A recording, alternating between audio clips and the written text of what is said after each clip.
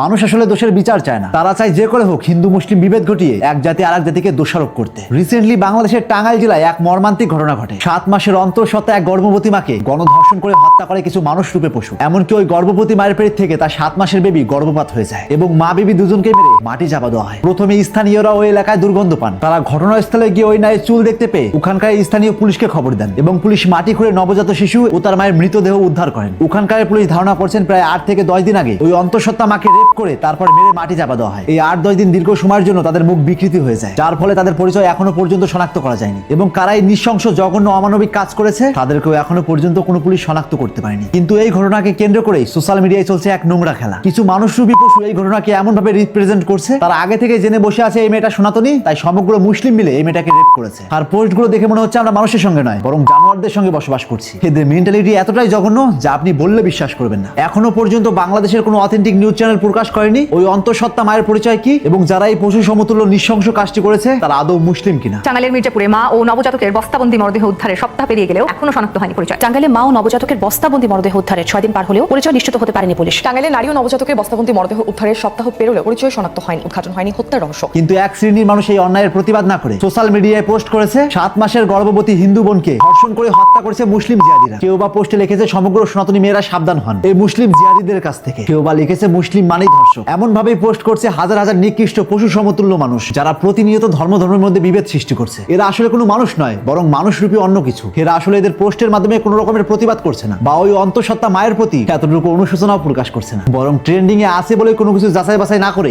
নিজের ইচ্ছে মতো লিখে পোস্ট করছে। যারা এই ঘটনার আসল সত্যতা না জেনে এরকম পোস্ট করছে, আমি 100% গ্যারান্টি দিয়ে বলতে পারি এদের নিজের বোন ধর্ষণের শিকার হবে। এরা আসল দোষীকে না খুঁজে এরকম ফটো বানিয়ে তার ক্যাপশনে নিজের মতো লিখবে নিজের ফায়দার জন্য, যাতে তার পেজে একটু ফ্যান ফলোয়ার্স বাড়ে। এদের কাছে দোষীকে খোঁজা ইম্পর্টেন্ট নয় বরং হিন্দু মুসলিমদের মধ্যে বিভেদ সৃষ্টি করা ইম্পর্টেন্ট। এই নির্মম ঘটনা নিয়ে যতগুলো মুসলিম কন্টেন্ট ক্রিয়েটরদের ভিডিও দেখেছি তারা সবাই এই ঘটনার তীব্র নিন্দা জানিয়েছেন এবং তারা এই দোষীদের শাস্তিও চাইছেন। একজন গর্ভবতী মা তার পেটের মধ্যে 3 মাসের সন্তান, সেই মাকে প্রকাশ্যে দুর্বৃত্তরা ইজ্জত হরণ করে নাই। যেই করুক এটি খুবই একটি মারাত্মক অন্যায় করেছে। আমরা এই অন্যায়ের উপযুক্ত শাস্তি কামনা করতেছি, তার ফাঁসি চাই, কঠিন বিচার জানি হয়, এটা আমরা চাই। আর আমার মনে হয় না পৃথিবীতে এমন কোনো মুসলিম আছে বা এমন কোনো জাতি আছে যারা এই ঘটনাকে তীব্র নিন্দা করছে না। তবু আমরা এই ঘটনাকে দোষী খোঁজার পরিবর্তে হিন্দু মুসলিম ব্যবহার করে গুলিয়ে খাচ্ছি। প্রশ্ন আমার একটাই, আমরা মানুষ হব কবে? আজ সোশ্যাল মিডিয়ায় কেউ দোষীকে চিহ্নিত করে না বরং ট্রেন্ডিং এ গা ভাসায়। আর এই বিষয় নিয়ে যখন আমরা কথা বলি তখন আমাদেরকে বলা হয় মুসলিমদের দালাল বা সেকুলার। যারা এই সমস্ত কন্টেন্ট বানায় এবং হিন্দু মুসলিমদের মধ্যে বিভেদ ঘটায়, আমি 100% গ্যারান্টি দিয়ে বলতে পারি এরা না জানে কোনো ধর্ম, না আছে কোনো মানবতা। এদেরকে জিজ্ঞেস করবেন এদের ধর্মগ্রন্থ কটি, আমি 100% শিওর এরা গুগল ইউজ করবে। কারণ এদের না আছে ধর্মের জ্ঞান, না আছে কমন সেন্স। কারণ জ্ঞানীরা কখনো ধর্ম নিয়ে বিভেদ ঘটায় না বরং একত্রিত করে, আর মূর্খরা কখনো একত্রিত নয় বরং একা থাকতেই পছন্দ করে। আর ধিক্কার জানাই ওই সমস্ত মানুষগুলোকে